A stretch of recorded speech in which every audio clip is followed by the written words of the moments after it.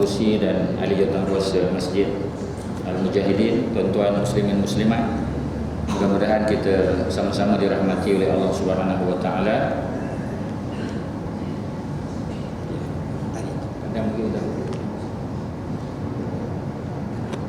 Jadi malam ni kita bergelap sikit ke depan supaya tuan-tuan boleh nampak dengan lebih jelas. Jadi alhamdulillah malam ni kita kuliah Al-Isra' wal Mi'raj dan seperti mana biasa di Malaysia bulan Rajab ni memang sinonim dengan bulan Al-Isra' wal Mi'raj dan insya-Allah pada hari ini kita akan buat ceramah secara PowerPoint presentation insya-Allah, dan ada beberapa slide yang akan saya tunjuk bukan beberapa lah ada 100 lebih slide sebenarnya. Jadi saya tak pasti sama ada kita boleh cover semuanya pada malam ni, tapi insya-Allah sebanyak yang mungkin kita akan cuba untuk melihat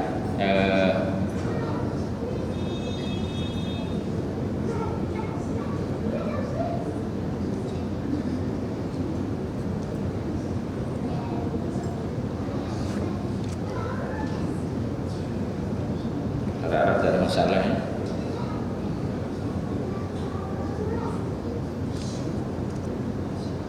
Alhamdulillah.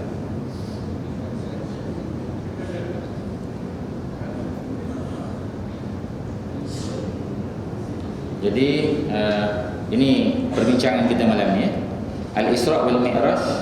Malam ni 25 Rejab siang tadi 24 Rejab. Jadi sengaja saya letak 25 sebab dalam kalender Islam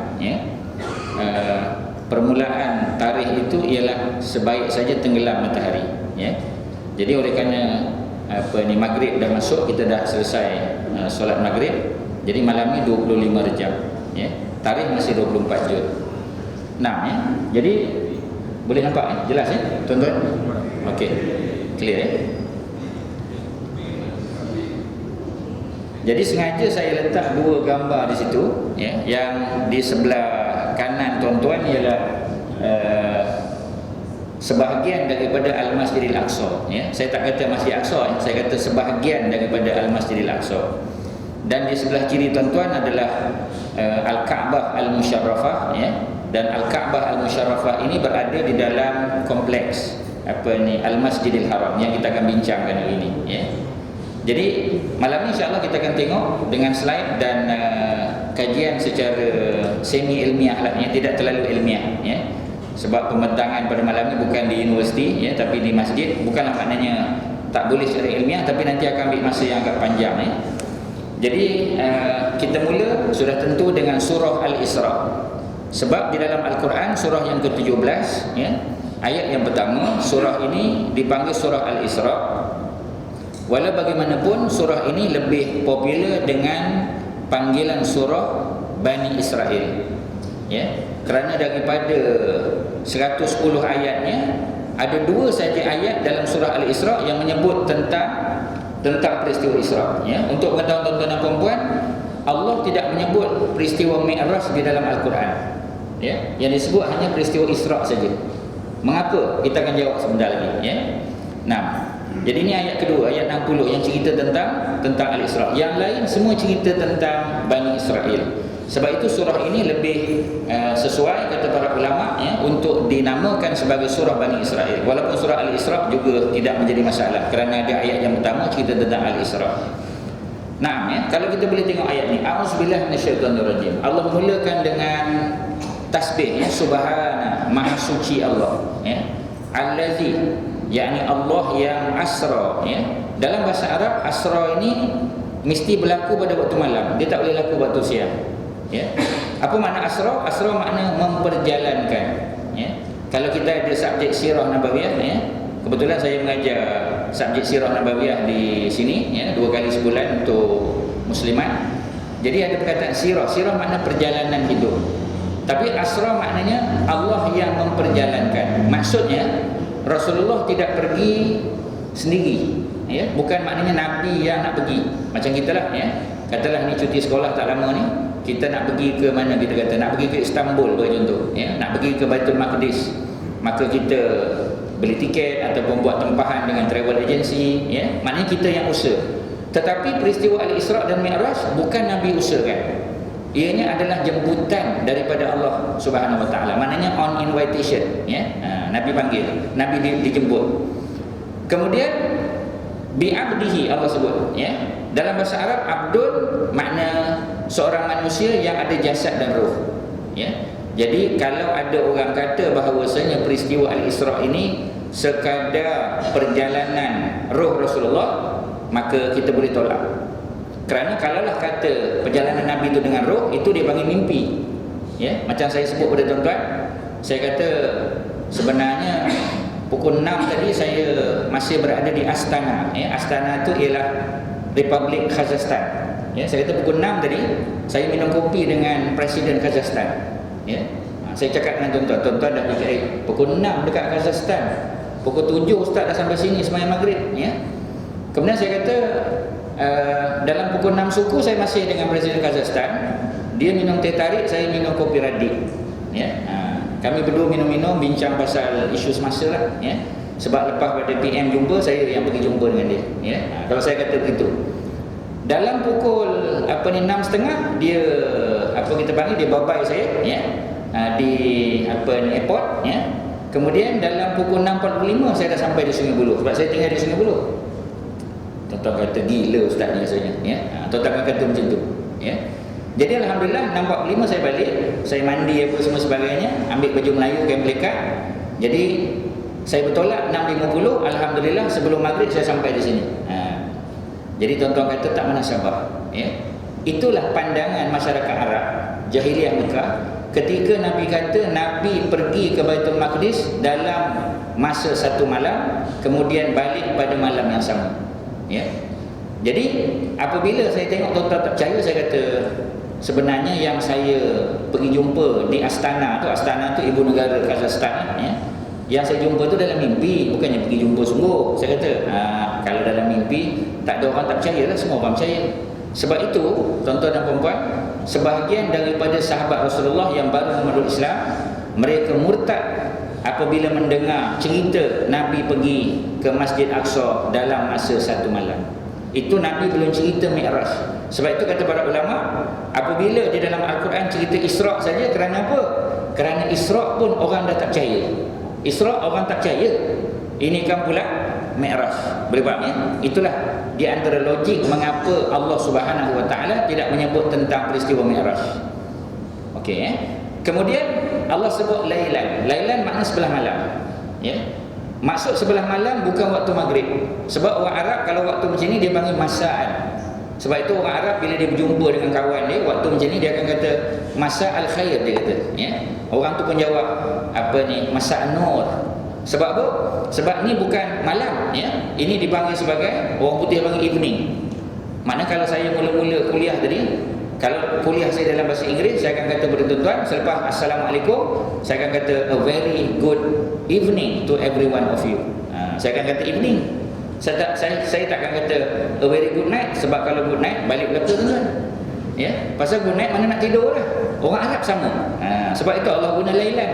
Pasal peristiwa ini berlaku selepas daripada Isyak, waktu Isyak. Maknanya waktu orang nak masuk tidur dah, ya. Pada waktu itulah Nabi dijemput oleh Jibril yang datang bersama dengan Buraq. Maknanya bukan Jibril datang saja, dengan kenderaan sekali, Buraq, ya. Nanti kita akan tengok Buraq ni macam mana dia punya gambaran dia, ya.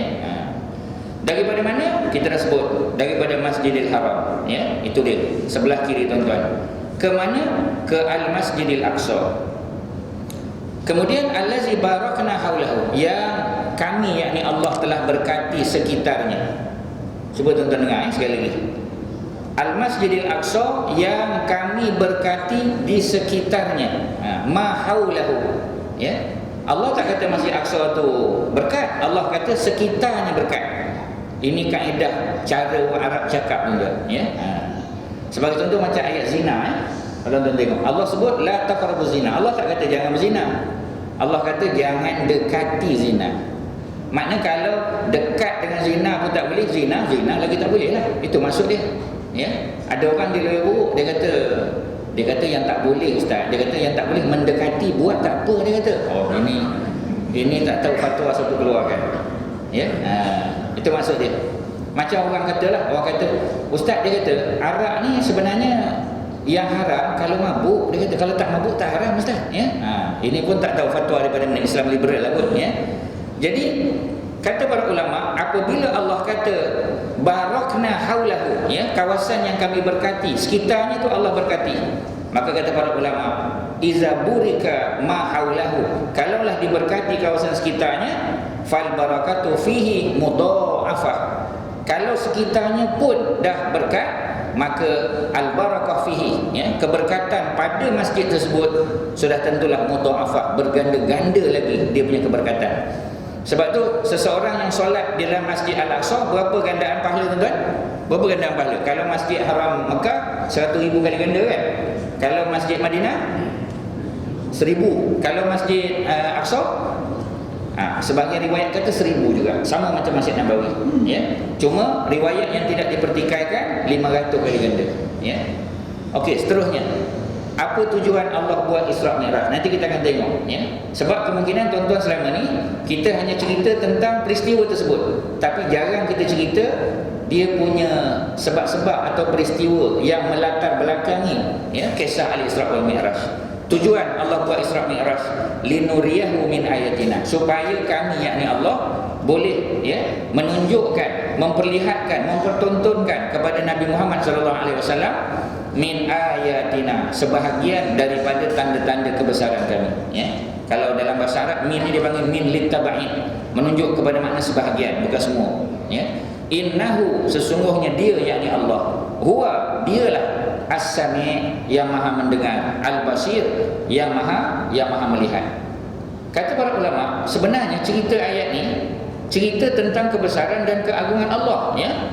Sepatutnya surah ini ditutup dengan innahu huwal jabbar al-mutakabbir. Patutnya cerita tentang, sebab sifat Allah kan ada 99 kan. Patutnya cerita dialah Allah yang maha perkasa, yang maha gagah, yang maha hebat sepatutnya. Tiba-tiba Allah tutup ayat ni dengan dialah Allah yang maha mendengar dan yang maha melihat. Sebab itulah para ulama kata ada cerita di sebalik ayat ni, bukan saja-saja Allah turunkan, ya. Okey, kita stop dulu di situ. Pergi pindah ke ayat yang ke-60, surah Al-Isra. Wa ma ja'alna ar-ru'ya allati araynaka illa fitnatan linnas, ya. Kata Allah, wa ma ja'alna ar-ru'ya, dan tidak kami jadikan gambaran-gambaran yang Nabi lihat pada malam tersebut, allati araynaka, yang kami telah perlihatkan kepada engkau wahai Muhammad, illa, melainkan fitnatan linnas, sebagai fitnah. Fitnah di sini makna ujian, ya. Jadi fitnah ni bukan makna fitnah mengata orang tu saja, ya. Fitnah juga bermakna ujian, musibah, sesuatu yang menimpa, ya, kepada umat manusia. Itu ceritanya. Jadi dalam surah Al-Isra, 2 ayat ni saja yang cerita tentang Isra, yang lain semua cerita Bani Israel, ya. Kalau kita ada peluang lain kali, mungkin kalau ada peluang, kita cerita tentang ayat-ayat yang datang selepas ayat pertama tu, selepas subhanallazi, ya, asra bi abdihi, itu ayat kedua, ketiga, keempat, kelima, keenam, ketujuh, ke-8. Itu semua cerita tentang Bani Israel. Cerita tentang bagaimana Allah kata di dalam kitab Taurat, Bani Israel, ya, akan buat 2 kali kerosakan atas muka bumi ini. Apakah kerosakan tersebut, ya, dan bagaimanakah cara Allah menanganinya? Itu bukan malam ni lah, ya. Itu episod yang akan datang, tuan-tuan, ya. Malam ni kita cerita Isra dulu. Okey. Seterusnya suratul Najm, ya. Ini cerita tentang bagaimana Nabi berada di Sidratul Muntaha. Kalau ada pun cerita Mi'raj, yang ini saja, tuan-tuan. Dalam suratul Najm, ya, surah Bintang 53 ayat 13 hingga 18, kita baca, ya, sampai lalu. Allah kata walaqad ra'ahu nazlatan ukhra. Demi sesungguhnya, kata Allah, ya, Nabi Muhammad telah melihat Jibril. Hu di situ makna Jibril, ya. Telah melihat Jibril nazlatan ukhra, dalam rupa bentuk asalnya pada kali kedua. Kali pertama Nabi jumpa dengan Jibril dalam keadaan Jibril 300 sayap. Jibril ni besar, tuan, ya. Sayapnya 300. Kata Nabi, bila Jibril angkat satu sayap saja sudah menutup sebahagian daripada langit, ya. Satu sayap tutup seluruh langit. Cuba kita bayang besarnya Jibril ni, ya.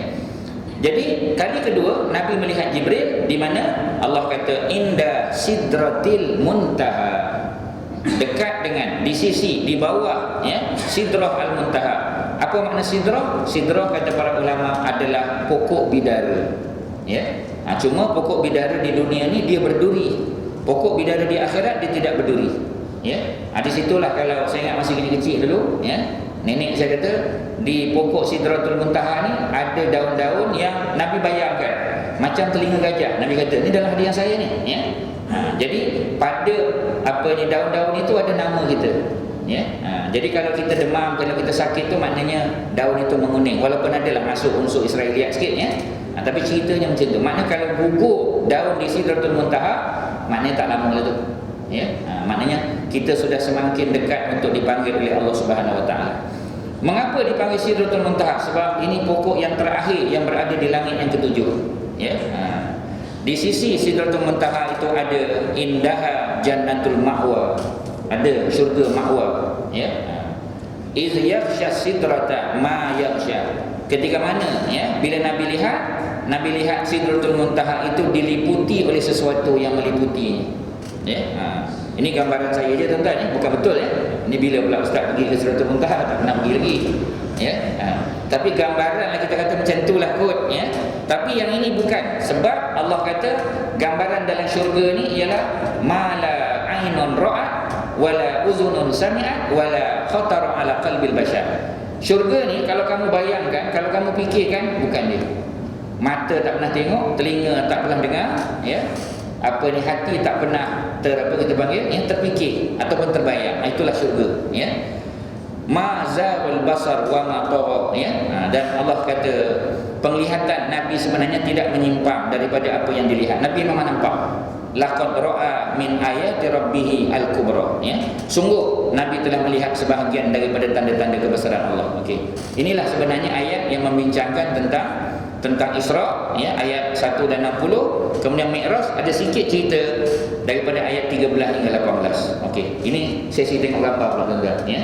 Tadi dah tengok ayat Quran. Al-Isra maknanya perjalanan pada waktu malam. Kalau ada profesor daripada mana-mana datang, dia kata ada kemungkinan Nabi pergi ni waktu siang. Bohong, tuan-tuan. Sebab perkataan Asra ataupun Isra mesti berlaku pada waktu malam sahaja, ya. Siang tak boleh. Daripada mana? Kita dah tahu dah, ya. Masjid Haram. Bila saya sebut Masjid Haram, ada dua. Satu Masjid Haram Mekah, satu Masjid Haram Madinah. Dua-dua Masjid Haram. Tetapi peristiwa ini berlaku sebelum hijrah. Jadi makna Masjid Haram yang dimaksudkan adalah Masjid Haram Mekah, ya. Dan Nabi pulang pada malam yang sama. Orang tak percaya, tuan-tuan, ya. Cuba tuan-tuan bayangkan. Sebab perjalanan daripada Mekah menuju ke Baitul Maqdis di Palestin sekarang, ya, di Jerusalem. Kalau saya boleh tanya tuan-tuan, agak-agak perjalanan kalau dengan unta berapa lama, tuan-tuan? Pergi je berapa lama? Agak-agak lah, ya. Siapa boleh jawab? Ada hadiah istimewa menanti anda malam ni, ya. Pihak masjid menyediakan, saya diberitahu, ya, pihak masjid menyediakan hadiah, ya, kepada siapa yang boleh menjawab beberapa soalan cebok emas pada malam ni. Jadi tuan-tuan bersedia, ya. Okey. Soalan pertama, berapa lamakah perjalanan daripada Mekah ke Baitul Maqdis dengan unta? Berapa lama? Berapa lama, tuan-tuan? Ya, tak dengar. Kalau ramai sangat jawapan, macam mana dia nak kena seorang je jawab, ya? Sebab hadiah tu satu soalan satu jawapan, satu apa, seorang, ya. Jadi oleh kerana jawapan tak jelas, ya, kita kira salah, ya. Mana tak ada siapa dapat, ya. Jadi Mekah ke Masjid Aqsa atau Palestin, ya, ambil masa pergi saja sebulan perjalanan, ya. Sebulan perjalanan, tuan-tuan. Pergi sebulan, balik sebulan, dah 2 bulan, ya. Tiba-tiba Nabi pergi lepas Isyak, Nabi balik sebelum subuh. Kata para ulama, kalau kita beradalah pada zaman tersebut, silap-silap kita pun kata Nabi gila, tuan-tuan. Ya, alhamdulillah kita lahir di sini. Ya, kita lahir di Malaysia, kita lahir bukan sezaman dengan Rasulullah. Silap-silap kalau kita berada zaman tu, kita pun kata memang sungguh Muhammad ni gila, kita kata. Sebab tu salah satu gelaran yang mereka beri kepada Nabi Muhammad sallallahu alaihi wasallam ialah al-majnun. Al-majnun maknanya si gila. Kerana dia buat perjalanan sebulan, orang lain sebulan, dia pergi satu malam, ya. Macam sekarang tak ada masalah, ya. Sebab kita ada pesawat terbang, ya, ada kapal terbang daripada Malaysia pergi ke masuk ke apa kita panggil Jeddah ataupun ke Madinah, kita kata mungkin sekitar 6.5 7 jam, kejap sangat tuan. Maknanya boleh pergi satu hari satu malam boleh, ya. Dengan izin Allah boleh pergi.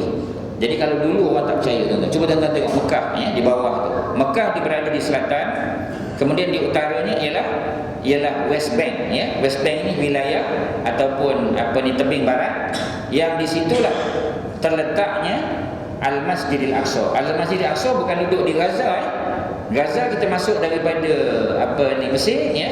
Di situ tidak ada Masjid Aqsa. Masjid Aqsa duduk di wilayah barat, ya. Ataupun kita panggil sebagai tebing barat, ya. Sebab itu kalau ada orang minta derma, ya, orang Gaza datang minta derma untuk Masjid Aqsa, kita rasa pelik sikit, ya. Sebab Masjid Aqsa tak duduk di Gaza. Orang Gaza tak boleh pergi apa ni tebing barat, ya. Seperti mana orang tebing barat tak boleh pergi ke Gaza, ya. Tuan-tuan ingat tak masa PM, ya, nak pergi ke Gaza, ya, sepatutnya PM patutnya pergi jumpa dengan Mahmud Abbas dulu, ya. Mahmud Abbas duduk di apa kita panggil, ya, duduk di apa ni wilayah apa ni tebing barat, ya. Patut dia pergi ke sana dulu. Lepas tu nanti barulah di Ramallah, ya. Ramallah tu ibu negeri apa ni tebing barat. Tapi PM tak pergi sana, PM pergi ke Gaza tanpa bertemu dengan Mahmud Abbas dulu, ya. Itu cerita dia. Sebab apa? Sebab kalau PM pergi jumpa dengan Mahmud Abbas, kemudian terpaksa naik flight lagi, ya, keluar ke Amman terpaksa naik flight lagi pergi ke Kairo, daripada Kairo baru boleh pergi ke Gaza. Kan 2-3 kali, ya. Sebab di tengah-tengah tu ada tembok besar tu, ya. Okey, seterusnya Buraq, ya, kenderaan Nabi Muhammad sallallahu alaihi wasallam, ya. Saya tengok dalam internet gambar yang paling popular gambar ni, ya. Saya yakin tuan-tuan dah pernah tengok. Sebab bila para sahabat tanya pada Rasulullah, "Ya Rasulullah, cuba gambarkan kepada kami bagaimana keadaan Buraq," ya. Nabi kata Buraq itu besar daripada himar. Himar ni keldai. Himar ni keldai. Nabi kata besar sikit daripada himar, kemudian kecil sikit daripada baghal. Tuan-tuan biasa jumpa baghal ke? Ya. Bukannya orang Melayu kita kalau nampak orang pelik sikit dia panggil baghal lah, ya. Tapi bukan baghal yang tu. Baghal ini sebenarnya ialah kacukan di antara kuda dengan himar. Maknanya spesies jantan dia adalah kuda, spesies betina dia adalah himar. Bila dikacukkan, maka hasilnya ialah baghal, ya. Jadi makna baghal ni besar sikit daripada himar, kecil sikit pada kuda. Tapi di sini nampak macam dia gambarkan kuda. Kalau kuda tak betul lah, ya. Bukan kuda, tapi dia macam kuda kita kata. Dan dia bersayap atau berkepak, itu yang boleh terbang laju. Sebab tu kata para ulama disebut Buraq kerana gerakannya, ya, kepantasannya itu seperti barkun. Barkun makna apa? Barkun makna kilat, ya. Barkun tu apa? Petir tuan-tuan, ya. Kilat kita lah kilat, ya. Maksudnya Buraq ni dia bergerak seperti kilat. Sebab itu dipanggil Buraq. Sebab memang laju tuan-tuan, ya. Cuma kita tak tahu berapa kilometer sejam, tu tak ada. Sahabat tak tanya pada Nabi. Jadi Nabi tak jawab lah, ya. Pasal sahabat tak tanya, ya. Pasal pada masa tu tak ada mungkin ukuran macam tu, ya. Okey, ini gambaran dalam Temple of Solomon. Temple of Solomon ni mengarut je tuan-tuan. Tak ada sebenarnya. Yang ada ialah Al-Masjidil Aqsa yang dibina. Okey, kalau saya boleh tanya, soalan kedua pada tuan-tuan. Siapakah yang membina Al-Masjidil Aqsa? Ya, muslimat tak boleh jawab, ya, sebab muslimat dia dah datang kelas sirah saya, ya. Jadi ini untuk muslimin saja. Malam ni minta maaf tidak ada hadiah untuk muslimat, ya. Muslimin saja. Okey, soalan kedua saya. Siapakah yang membina Al-Masjidil Aqsa? Tuan-tuan, silakan. Ya, siapa dia? Tak dengar lagi, ya. Nabi Sulaiman alaihissalam, ya, yang membinanya Nabi Sulaiman. Betul atau salah Nabi Sulaiman? Jawapannya betul tetapi salah, ya. Macam mana pula tu, ya? Kerana yang membina Al-Masjidil Aqsa adalah Nabi Adam alaihissalam bersama anak dia. Ini diambil daripada riwayat Al-Imam At-Tabari dalam kitab tafsir dia, ya. Tafsir Imam At-Tabari dan tafsir Al-Imam Al-Qurtubi. Cerita bagaimana para sahabat tanya kepada Rasul sallallahu alaihi wasallam tentang pembinaan Kaabah. Kaabah dibina oleh siapa tuan-tuan? Okey. Sebelum tu kita tanya Kaabah siapa bina? Memang jawapannya kebanyakan orang kata Nabi Ibrahim. Sama juga, ya. Dia betul tapi salah juga, ya. Sebab yang membina Kaabah ialah Nabi Adam alaihissalam. Pasal Nabi Adam adalah Nabi dan Rasul pertama yang tawaf di keliling Kaabah. Kalaulah Kaabah tu dibina oleh Nabi Ibrahim, yang Nabi Adam tawaf tu dekat mana? Ya, sebab Nabi Ibrahim duduk bawah. Kalau saya boleh sebut susunan Nabi-Nabi dan Rasul, Adam dulu kan, Adam, Idris, Nuh, Hud, Saleh, Ibrahim. Daripada Nabi Adam dengan Nabi Nuh je hampir sekitar 1000 tahun. Daripada Nabi Adam, sebab Nuh tu adalah pangkat cicit kepada Nabi Adam AS. Sebab Nabi Adam ketika meninggal, ketika wafat, usianya 960 tahun. Ya, itu kata Al-Imam At-Tirmizi dalam kitab Sunan dia. Maksudnya daripada Nabi Adam sampai Nabi Nuh pun dah 960 tahun dah. Daripada Nabi Nuh sampai Nabi Ibrahim lebih daripada 2000 tahun. Maknanya jauh sangat tuan-tuan. Ya. Oleh kerana itu yang membina Kaabah adalah Nabi Adam dan anak-anak dia. Sahabat tanya pula kepada Rasulullah, "Ya Rasulullah, ya, kalau begitu jangka masa di antara pembinaan Kaabah dengan pembinaan Masjid Al-Aqsa berapa lama, berapa tahun?" Kata Nabi, "Arba'ina sanatan." Nabi kata 40 tahun. Maknanya setelah Nabi Adam bina Kaabah, ya, kemudian Nabi Adam dan anak dia diarah oleh Allah untuk membina Al-Masjidil Aqsa. Jarak antara kedua-duanya, jarak masa 40 tahun. Maknanya yang menasabah membina Kaabah dan juga Al-Masjidil Aqsa adalah Nabi Adam. Nabi Ibrahim dan Nabi Ismail membina semula selepas Kaabah runtuh semasa banjir besar pada zaman Nabi Nuh AS. Ya. Jadi dia cerita tu berentetan tuan-tuan, ya. Jadi kalau satu malam tuan-tuan nak minta saya cerita semua Isra Mi'raj, itu zalim tuan-tuan, ya. Zalim pada saya. Saya tak boleh cerita satu malam sebab cerita dia terlalu banyak, ya.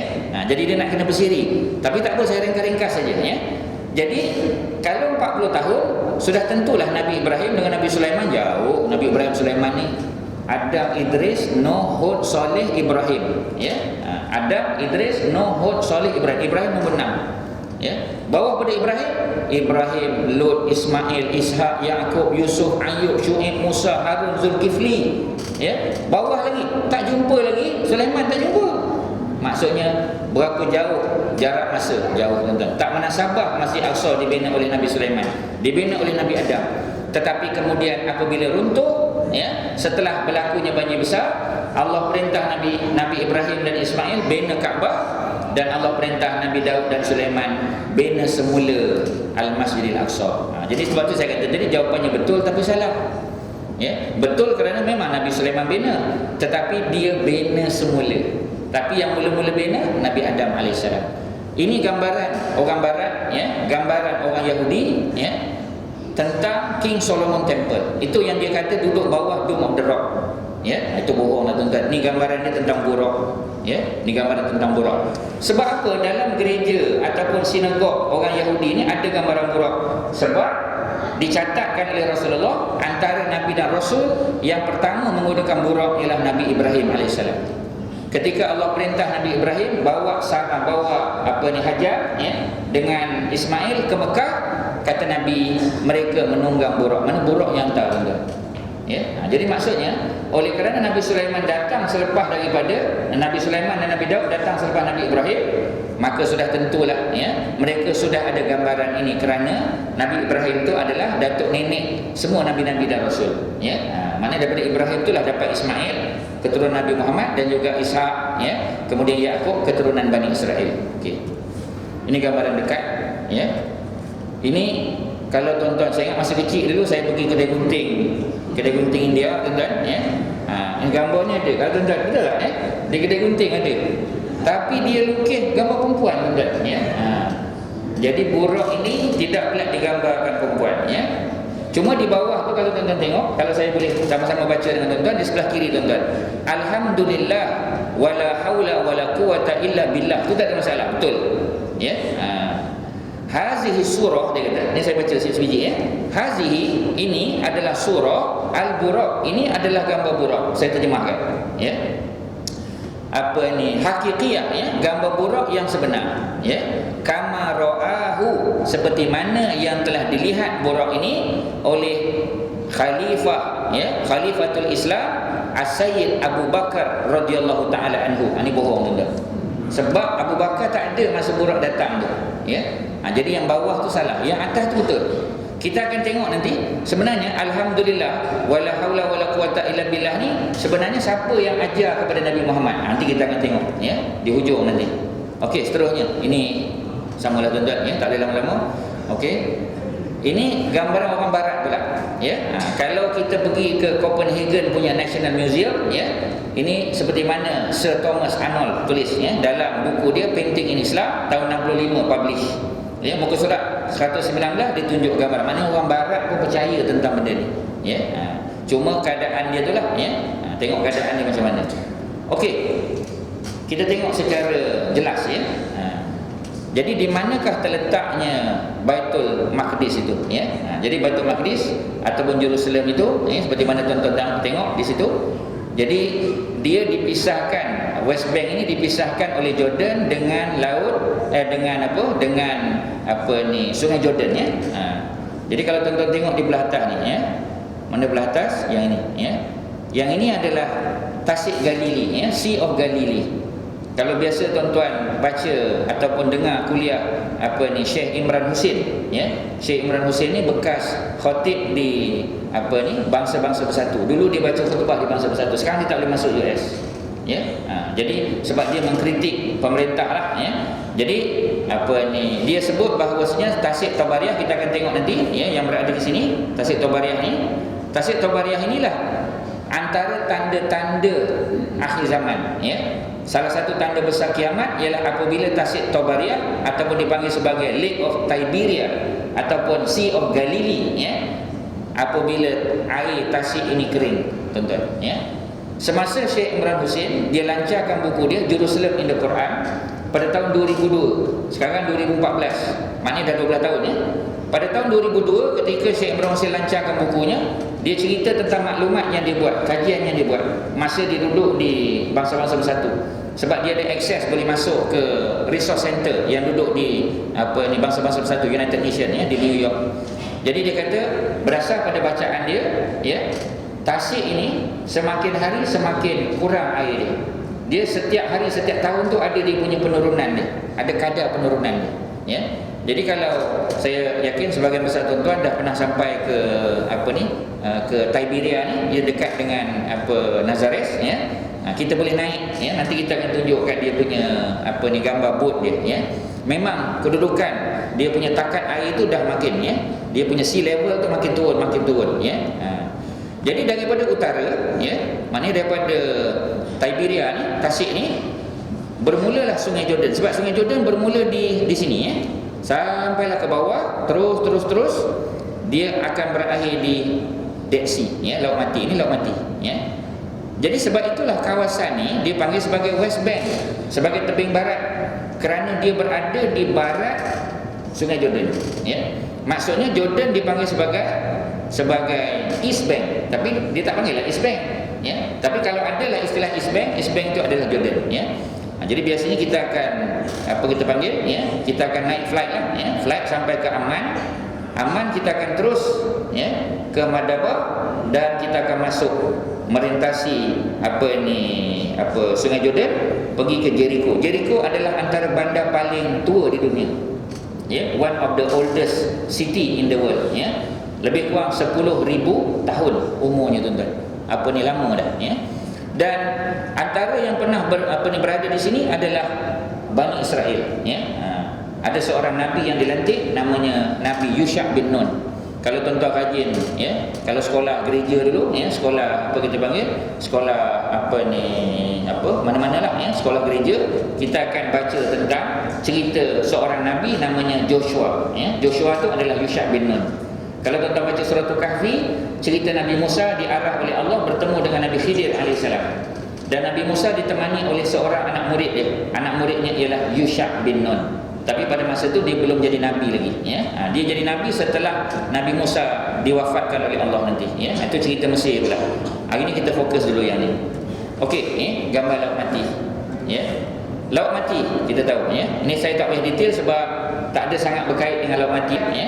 Cuma dia berkait dengan Sungai Jordan nanti ya. Ini gambaran Sea of Galilee ya. Tuan-tuan akan tengok di sebelah kanan tuan-tuan adalah Golan Heights. Golan Heights ni siapa punya asalnya tuan-tuan? Golan Heights Syria punya, ya. Tetapi sampai sekarang Israel tak mahu bagi kepada Syria. Kerana apa? Kerana Golan Heights adalah kawasan, ya, yang sangat strategik untuk ketenteraan, ya. Maknanya dari segi military dia memang very strategic, ya, militarily. Jadi dia duduk kawasan situ sebab dia nak jaga kawasan ni. Kerana bagi negara Palestin, bagi negara Jordan, sumber air bersih, sumber air tawar yang ada adalah daripada Sea of Galilee. Sea of Galilee pula tuan-tuan, dia punya water level semakin tahun semakin rendah. Maknanya krisis air. Sebab tu di Jordan lama dah jatuh air. Malaysia kita baru je tuan-tuan, ya. Jordan lama dah, ya. Sebab tu kalau tuan-tuan tengok King Jordan, bapa dia dulu King Hussein, ya. Anak dia sekarang King siapa? Anak dia King Abdullah II, ya. Bukan King Abdullah the first, King Abdullah the first, datuk dia dulu King Abdullah II. Bila dia jumpa dengan pemimpin Israel, ya, termasuklah Netanyahu ni, kita tengok dia tak banyak cakap benda.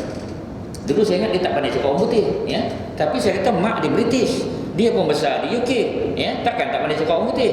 Rupa-rupanya bukan masalah tak pandai cakap, dia bimbang takut kerajaan laknat Israel ni tutup empangan Sungai Jordan sehingga Jordan jadi bermasalah air.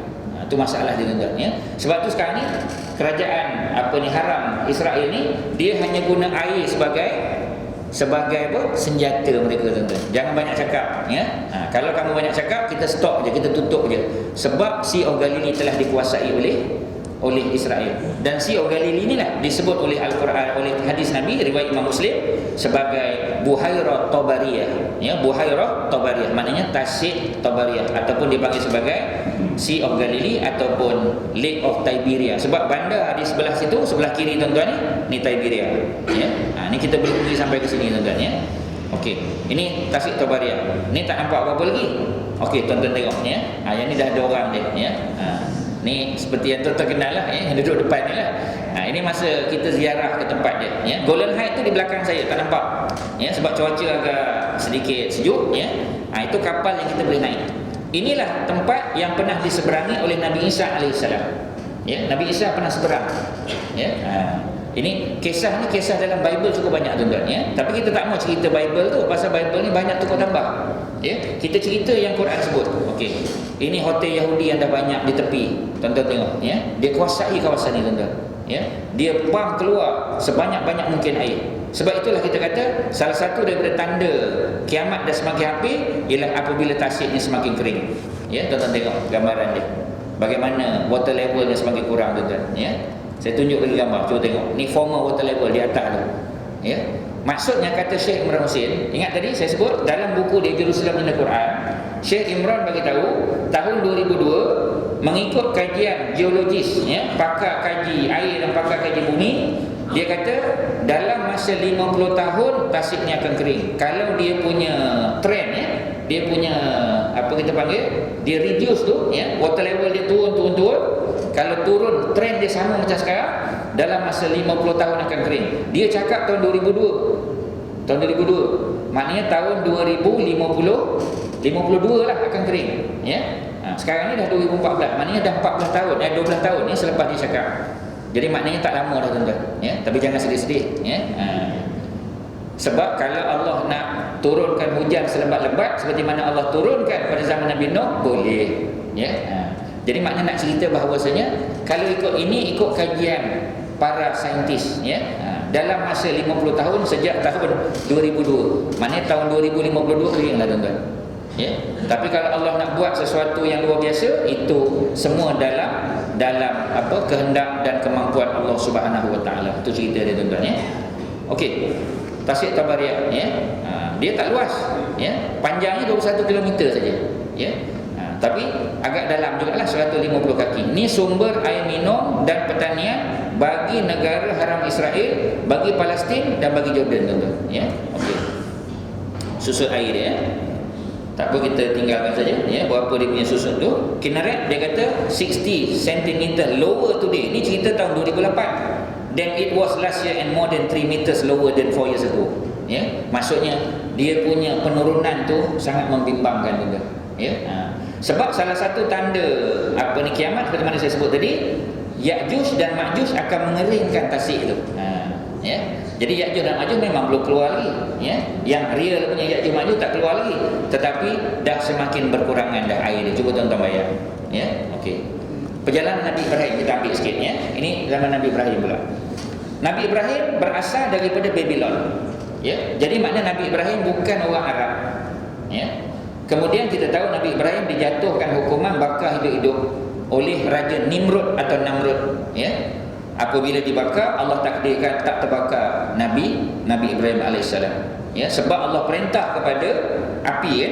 Apa Allah perintah? Ya nar, kata Allah, wahai api, kuni bardan wa salaman ala Ibrahim. Wahai api, ya, kuni bardan, jadilah kamu sejuk, wa salaman, dan selamat ala Ibrahim. Dengan takdir Allah tak terbakar. Ya, sebab itu ustaz-ustaz kita dulu kata, ya, kalau esok, ya, pergi Mekah ke pergi Madinah kok panas sangat, bacalah ayat ni, dia kata, ya, kuni bardan wa salaman ala Ibrahim, ya. Mudah-mudahan bila kita banyak baca ayat tu, mudah-mudahan sejuk sikit keadaan walaupun cuaca panas, ya. Tu cerita dia. Macam juga cerita Nabi Yunus, kan, ketika mana Nabi Yunus berada dalam perut ikan, ya. Apa ayat dia, tuan-tuan? Apa doa dia Nabi Yunus? Ya, la ilaha illa anta, ya, subhanaka inni kuntu minaz zalimin. Jadi orang tanya saya, ya, dia kata bila nak baca ayat ni ustaz? Saya kata takkanlah nak tunggu kita kena telan ikan baru baca, ya. Pasal kejadian tu kan cerita Nabi Nuh kena Nabi Yunus kena telan ikan, ya. Takkan nak tunggu dulu pergi tengah-tengah tepi-tepi kat Pedisen ke Morib tu, tunggu ikan paus datang, ya, kita pun masuk dalam perut dia, kita pun baca zikir tu dalam tu. Takkan begitu. Itu kebetulan berlaku pada Nabi Yunus. Maksudnya, kata para ulama, bila mana saja kamu menghadapi kesusahan, kesulitan dalam keadaan musibah, kita kata, ya, tak ada cara nak menyelesaikan, maka ingatlah doa seperti mana diajar oleh Allah Subhanahu Wa Taala kepada Nabi Yunus. Mana boleh baca, ya, anytime kita baca, boleh, ya, tak ada masalah. Okey. Setelah daripada Nabi Ibrahim selamat, ya, daripada kerajaan Nimrud, ya, maka dia pergi ke Haran. Haran ini berada di Syria sekarang, ya, di selatan Turki, di utara Syria, ya. Kemudian dia bergerak ke Aleppo, ya. Itu gambar tu, tuan-tuan tengok Aleppo. Aleppo ni dah jadi pandang jarak, padang terkukur lah, tuan-tuan. Ini kerja Bashar al-Assad, ya. Jadi Aleppo ni dalam bahasa Arab kita panggil Halab, ya. Kemudian Nabi Ibrahim turun lagi sampailah ke Hebron. Hebron ni bahasa orang putih lah, ya. Daripada bahasa lokal juga Habrawan, ya. Tapi dia lebih dikenali sebagai bandar Al-Khalil dipanggil, ya. Al-Khalil tu ialah merujuk kepada gelaran Nabi Ibrahim alaihissalam, ya, Ibrahim Al-Khalil. Jadi Nabi Ibrahim meninggal, ya, wafat dan dimakamkan di sini. Jadi kalau tuan-tuan pergi ke Hebron, tuan-tuan boleh ziarah dia punya masjid dia, ya. Saya tak pasti ada tak gambar dalam ni, ya. Mungkin dalam fail yang lain. Okey, selesai. Mi'raj kita dah tahu dah, ya. Sampai ke langit yang ketujuh, Sidratul Muntaha. Kita tengok lagi, ya. Apa rahsia peristiwa Isra' Mi'raj? Yang pertama, Allah nak uji umat manusia, nak tengok orang percaya ke tak, ya. Sebab itu Saidina Abu Bakar digelar As-Siddiq, bertitik tolak daripada peristiwa Isra' Mi'raj, ya. Kerana semua orang tak percaya. Tapi apabila diceritakan kepada Abu Bakar kata, kalau Muhammad yang sebut, jangan kata ke Baitul Maqdis, ke langit pun aku percaya.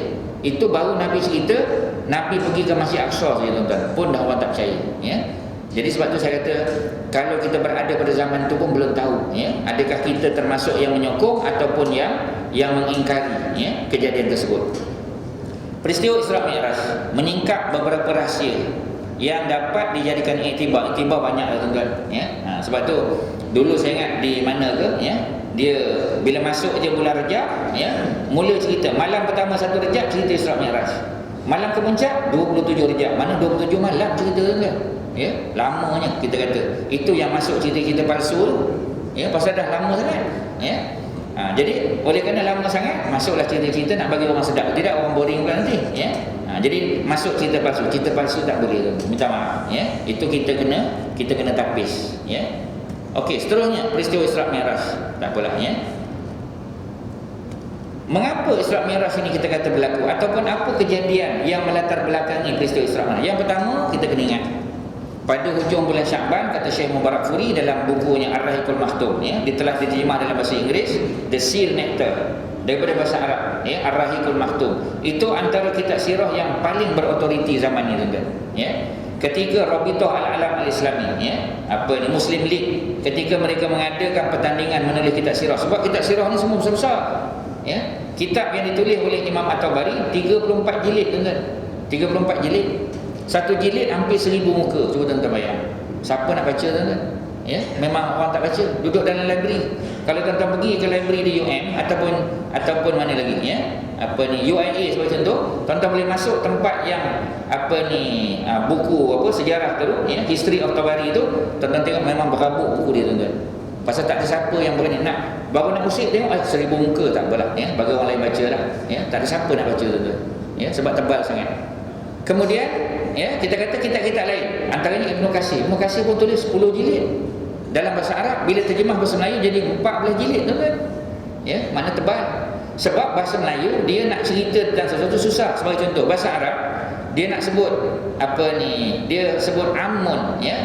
Amun tu maknanya kalau terjemah bahasa Melayu, bapa saudara sebelah bapa, 4 kataan, tuan-tuan. Bahasa Arab amun, ya, kita kata haza ammi, kita kata ni bapa saudara aku. Terjemah bahasa Melayu, bapa saudara belah mak, belah bapa, kan panjang tu. Itu yang 10 jilid terjemah jadi 14 jilid, ya. Itu dia orang bahasa buat, ya. Kemudian 3 hari selepas daripada Abu Talib meninggal, Khadijah meninggal pada awal bulan Ramadan. Cuba tuan-tuan bayang. Abu Talib ini orang yang kita kata, ya, yang membantu Nabi dari segi politik.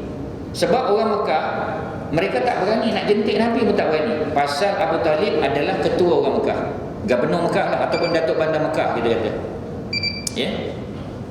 Masuk tu. Nak azan? Silakan. Fadhal. Kita bagi laluan azan, tuan-tuan, ya.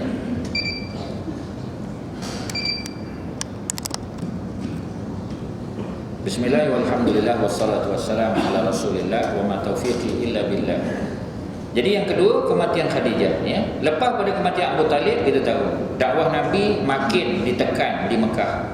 Khadijah pula meninggal. Khadijah ni orang kuat Nabi lah, ya. Manusia pertama masuk Islam selepas daripada Nabi dapat wahyu, ya. Orang perempuan yang masuk Islam dulu pada awal bulan Ramadan. Ketika Khadijah meninggal, Nabi berusia 50 tahun. Cuba tuan-tuan bayang, umur 50 tahun isteri meninggal, ya. Bagaimana keadaan, tamparan hebat pada Nabi. Nabi pula ada 2 anak perempuan yang masih remaja lagi, ya, Fatimah dan Ummu Kulsum, yang memerlukan kita kata belayan seorang ibu, ya. Yang ketiga, dakwah Nabi setelah daripada Nabi berkahwin. Sebab sebulan selepas Nabi kahwin, selepas meninggal Khadijah, Nabi berkahwin dengan Saudah, ya. Jadi orang lelaki sukalah dengan ni, ya. Sebab bila Khadijah meninggal, kita tahu Khadijah ialah janda anak 5, tuan-tuan, ya. Masa Nabi kahwin dengan Khadijah, Nabi suami ketiga Khadijah. Dan Khadijah dah ada 5 orang anak. Nabi kahwin dengan Khadijah, Nabi dapat, ya, 5 orang anak ekspres, tuan-tuan, ya. Kemudian bila Khadijah meninggal, orang cadang Nabi kahwin dengan Aisyah. Tapi Aisyah tidak ada pengalaman berumah tangga. Maka Nabi menerima cadangan berkahwin dengan Saudah, ya. Dan Saudah kebetulan baru habis iddah, suami dia meninggal. Maka Nabi kahwin dengan Saudah. Saudah juga adalah janda anak 5. Jadi dapat 10 anak Nabi ekspres, tuan-tuan. Jadi kalau tuan-tuan yang nak cepat anak, ya, kahwin dengan janda, tuan-tuan, ya, terutamanya yang banyak anak. Sebab termasuk sunnah Rasulullah berkahwin dengan janda, ya. Sebab bila kita kahwin dengan janda, anak-anak janda tu anak yatim, kita memelihara anak yatim. Allahu akbar, tuan-tuan, ya. Jadi tuan-tuan yang ada hajat, ya, silalah, ya, cari mana-mana janda anak 10 ke anak 15, ya. Itu alhamdulillah, tuan-tuan, ya. Itu betul-betul mujahidin kita panggil, ya. Berjihad pada jalan Allah, ya. Melawat, tuan-tuan, ya. Okey, seterusnya dakwah Nabi, oleh kerana di Mekah ditolak, Nabi pergi ke Taif, ke Bani Saqif. Bani Saqif Nabi pergi kerana Taif ini lebih kurang 80 km saja daripada Mekah, mana tak jauh sangat. Dan Taif tempat sejuk macam Cameron Highland. Itu yang saya tunjuk tadi. Ladang pertanian buah-buah banyak di Taif, ya. Taif ni tempat rekreasi. Untuk tuan-tuan yang tak tahu, di Taif ini ada kabel car, ya. Tapi kabel car tu bukan macam Cameron lah. Kabel car macam genting lah, tuan-tuan, ya. Tapi saya tak nak sebut genting tu, tapi sebab tak apa sopan lah, ya. Jadi saya sebut Cameron Highland sebab dia memang ladang buah-buahan. Kalau tuan-tuan makan nasi ayam di Mekah, ya, makan nasi ayam mesti ada salad, kan, mesti ada tomato. Dia datang daripada Taif, bukan daripada Mekah. Mekah tak ada ladang, tuan-tuan, ya. Kalau tuan-tuan nak cepat, itu beli saja dekat Ben Daud lah, ya. Ben Daud semua ada, tuan-tuan. Okey, gerai, buah-buahan, kawasan sejuk. Tetapi dakwah Nabi ditolak, Nabi dibaling dengan batu. Tak payah cerita panjang. Selepas daripada Nabi ditolak, ya, dakwahnya Nabi dalam keadaan cedera, Nabi bermunajat di kebun anggur yang terletak di bawah bukit Taif tadi, ya. Nabi munajat, inilah antara munajat terbaik Rasulullah, tuan-tuan, ya. Allahumma ilaika ashku dha'fa quwwati. Ya Allah, kata Nabi, ya, kepada engkau lah aku apa kita panggil, aku mengadu, ya Allah, ya, dha'fa quwwati, kelemahan aku ni. Nabi mengadu pada Allah, tuan-tuan, sebab macam Nabi dah putus asa, bukan putus asa, macam putus asa, ya. Sebab di Mekah adalah dakwah Nabi ditolak, di Taif pula orang sana pun tolak juga, ya. Wakil tahilati, dan juga kurangnya, ya, aku punya helah untuk mengajak orang kepada Islam. Wahawani ala nas, dan hinanya aku di hadapan manusia, orang baling batu, tuan-tuan, ya. Cuba kita bayang bagaimana Rasulullah keadaan dia, ya. Kita dakwah tak pernah orang baling batu. Saya sepanjang ceramah ni tak pernah orang baling batu, tuan-tuan. Orang bagi air batu tu biasa, tuan-tuan, ya. Mana nak cerita banding dengan Nabi, jauh sangat, tuan-tuan, ya, jauh sangat. Nabi kena baling, berdarah-darah, ya. Sebab itu Nabi minta, ya arhamar rahimin, wahai Allah, ya, yang maha penyayang lagi maha belas kasihan, anta rabbi al-mustada'afin, anta rabbul mustada'afin, engkau lah Tuhan kepada orang yang lemah. Wa anta rabbi, engkau Tuhan, kau sampai habis panjang, tuan-tuan, ya. Jadi ini antara munajat, ya. Kalau kita dah habis ikhtiar, tak ada apa dah, tuan-tuan, bacalah, ya. Munajat ni memang disebut oleh ni Ibn Syam dalam kitab sirahnya, ada terjemahan bahasa Melayu pun kitab ni, ya. Jadi ini munajat Nabi.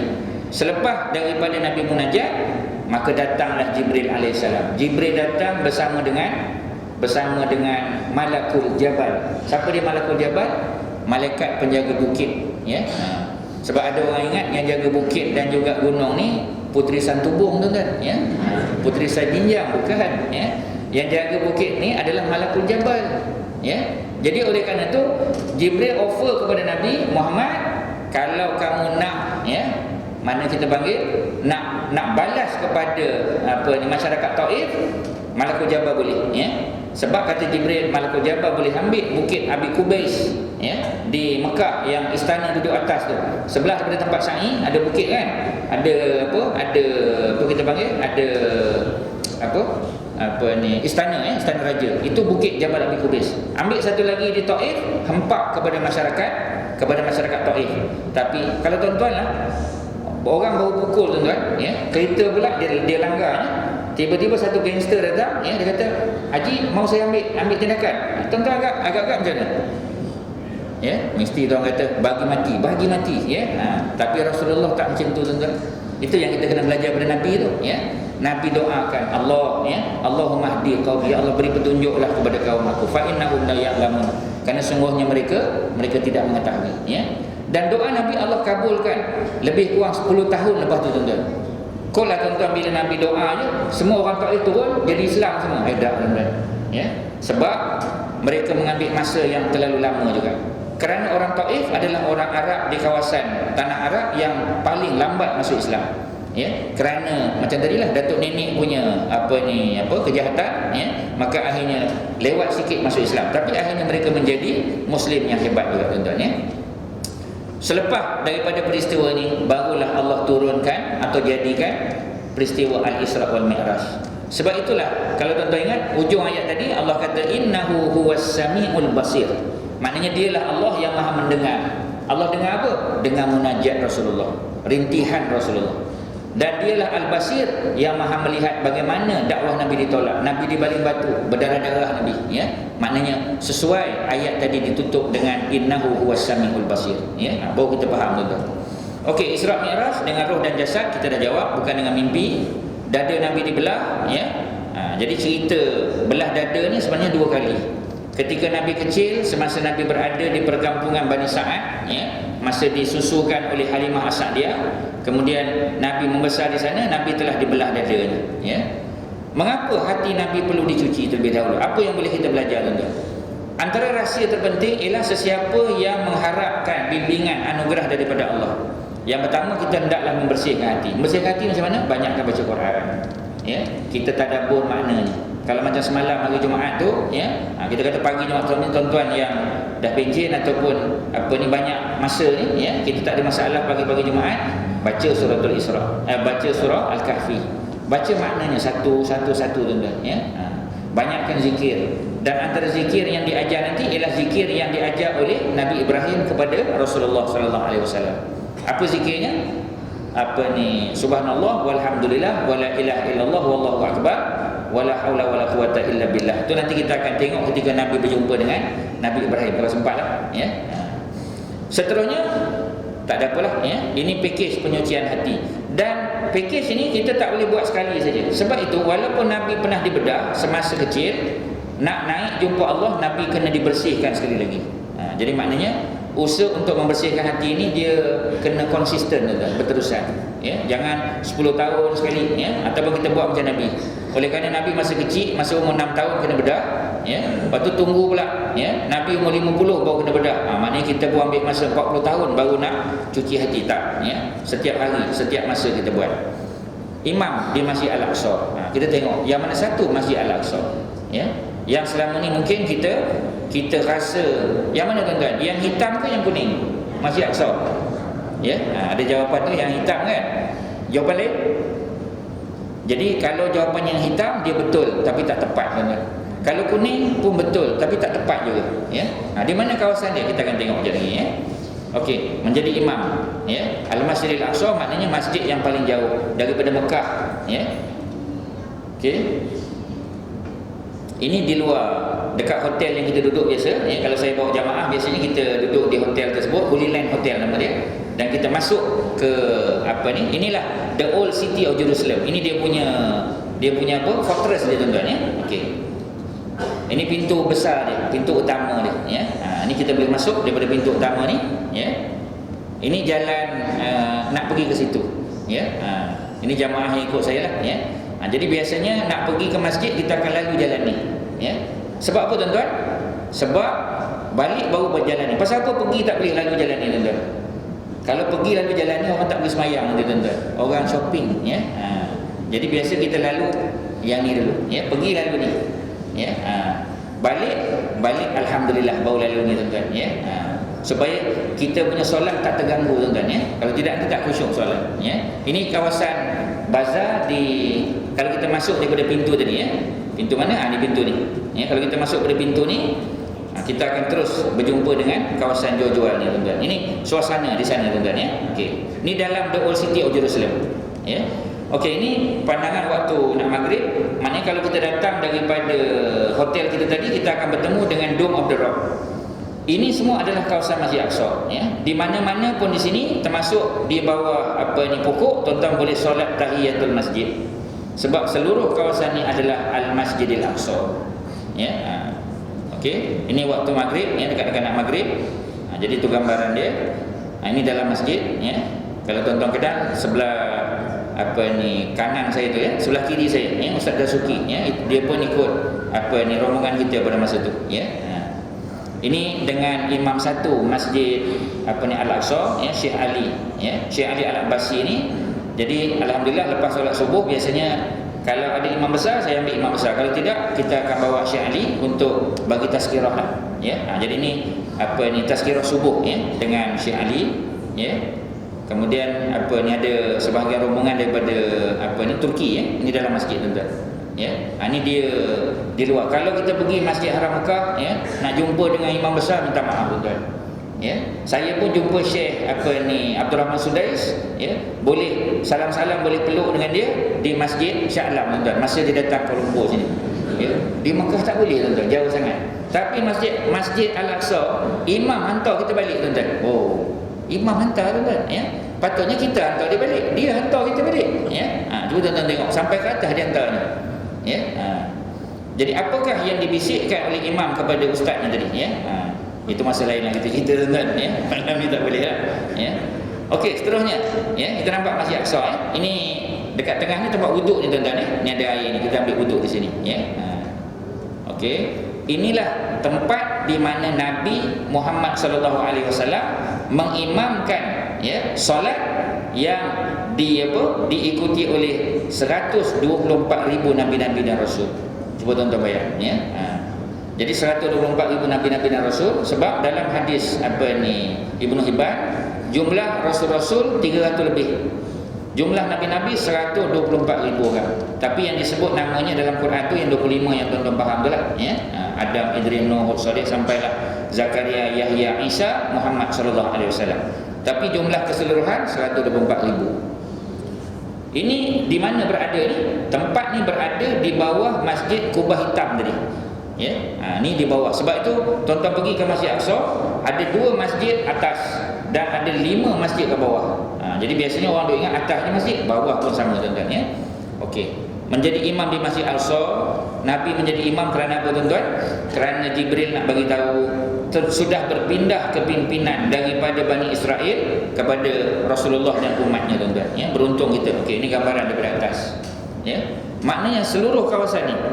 Ini kita masuk daripada luar tadi, ya. Seluruh kawasan ni. Ni yang 4 segi ni, semua ni adalah Al-Masjidil Aqsa, ya. Sebab itu kalau tuan-tuan nak tengok orang dengan khutbah duduk atas pokok, ya, di sinilah tempatnya tuan-tuan. Pasal kalau hari Jumaat orang ramai. Bila ramai, bukan semua orang boleh masuk ke dalam masjid, ya. Masjid dia besar ni saja, ya. Ni Masjid Kubah Hitam tadi, ya. Masjid Kubah Hitam tadi, ya. Jadi ni Masjid Kubah Hitam mana tadi? Okey, imam duduk di sini. Ketika Sayyidina Umar datang, ya. Okey, saya cerita macam ni, zaman Rasulullah, ya. Bila Nabi datang daripada sebelah sini, ya. Nabi datang daripada sebelah timur, daripada sebelah barat. Bila Nabi sampai di sebelah barat, maka Nabi telah menambat boraknya di sini. Ni tempat apa ni tuan-tuan? Ini adalah the Wailing Wall. Inilah dia tembok ratapan, ya. Sebab tu kawasan ni kita tak boleh kacau, ya. Sebab kawasan ni semua adalah Jewish quarter. Sebab the old city of Jerusalem dibahagi pada 4. Dia ada Muslim quarter yang tempat ni kan, ya. Yang tempat masjid dan sebagainya. Kawasan luar ni semua Muslim quarter, ya. Jadi ni habis dah ni, ya. Ni luar ni kawasan kubur ni. Ni semua kawasan kubur, ya. Ni dah bukan Masjid Aqsa. Masjid Aqsa dalam tembok ni, ya. Jadi dia ada Jewish quarter, dia ada Christian quarter. Christian tu Kristian sebahagiannya Ortodok, ya, dan juga Katolik tak ramai, minoriti. Dan satu lagi ialah Armenian quarter. Armenian quarter tu memang Ortodok Kristian, ya. Okey. Jadi mana-mana pun tempat kita semayang dalam ni adalah Masjid Al-Aqsa. Termasuklah bawah pokok boleh tuan-tuan, ya. Jadi kalau hari Jumaat, oleh kerana kawasan panas, kalau panas, ya, tuan-tuan tengok orang duduk macam piknik, duduk bawah ni. Ada yang duduk atas pokok pada. Ketika dengar solat Jumaat, mana ada masjid tuan-tuan boleh duduk atas pokok dengan khutbah, tak ada tuan-tuan, ya.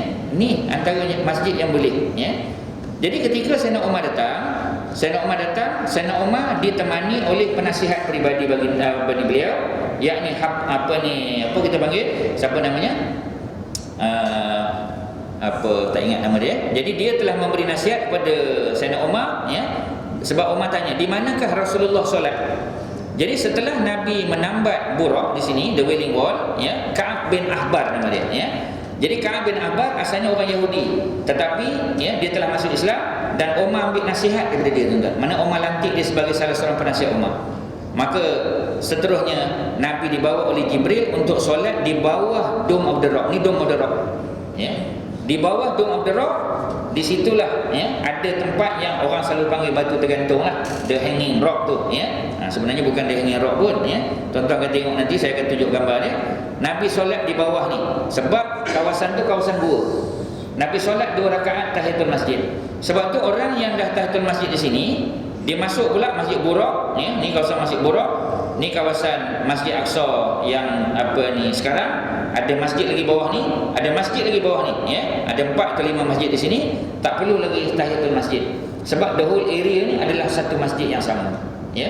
Jadi semayang sekali sajalah, ya, solat tahiyatul masjid. Yang lain tu tuan-tuan sudah berada dalam masjid. Okey.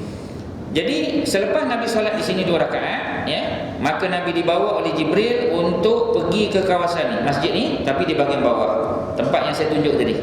Nabi menjadi imam, ya, kepada 124,000 Nabi-Nabi dan Rasul, dan Nabi jadi imam kepada 70,000 malaikat, dan Nabi menghadap ke Dome of the Rock, ya. Jadi maknanya ketika solat Nabi tak menghadap ke Kaabah, sebab Kaabah belum jadi kiblat lagi pada umat Islam.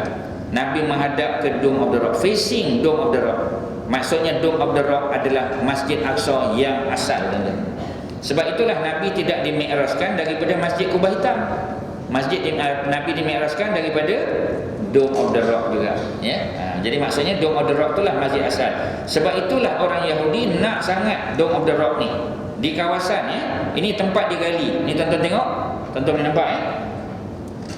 Boleh nampak? Saya punya kesel boleh nampak ke? Nampak, ya? Okey. Jadi ini tempat yang digali. Kita akan tengok lebih dekat nanti, ya. Mereka gali di tengah ni menuju ke bawah, ya. Kawasan ni lah yang mereka harap supaya runtuh, ya. Sebab bila mereka gali, dan mereka dah gali sejak tahun 1964, tuan-tuan. Lama dah, tuan-tuan.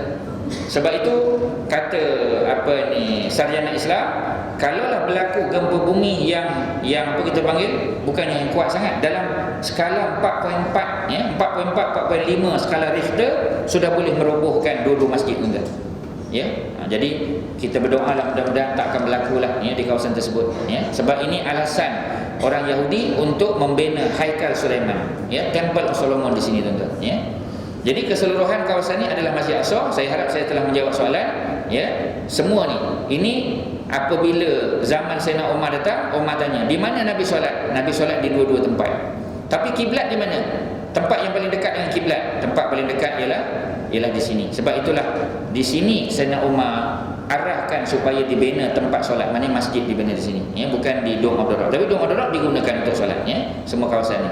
Okey, ya, kita tak ada banyak masa, tuan-tuan. Ini zaman Nabi Daud AS. Ini kubur Nabi Daud, walaupun tak pasti di mana, tapi inilah tempat yang biasa orang Yahudi datang, ya. Kemudian okey, ini tempat kita nak pergi ke Wailing Wall, kalau saya boleh tunjuk, ya, Wailing Wall. Ini kita balik, ini masa saya pergi dengan Datuk Abdullah, ya. Ini Wailing Wall, kita boleh pergi tengok tempat dia, ya. Kita boleh masuk, tak ada masalah, ya. Cuma siapa yang masuk kawasan ni kena tutup kepala dia. Kalau kita pakai kopiah lah, ya. Tapi kalau tak ada kopiah kena pakai cap lah, ya. Sebab kalau tidak dia akan suruh kita pakai dia punya yarmulke dia. Yarmulke tu dia punya tu lah, ya, kopiah kecil dia tu, ya. Jadi tak boleh pakai, tuan-tuan. Sebab siapa yang pakai yarmulke tu maknanya seolah-olah kita mengiktiraf agama dia. Sebab tu pakaian agama. Itu tak boleh, tuan-tuan. Man tashabbaha biqaumin fahuwa minhum. Tak boleh, tuan-tuan, ya. Okey, ini dia punya ni, ya. Ni yang saya tunjuk tadi, Wailing Wall, ya. Mana ni Wailing Wall? Okey, ini Masjid Dome of the Rock. Makna sebelah kanan ni Masjid Kubah Hitam, tak nampak, ya, dekat sini, ya, tersembunyi sikit.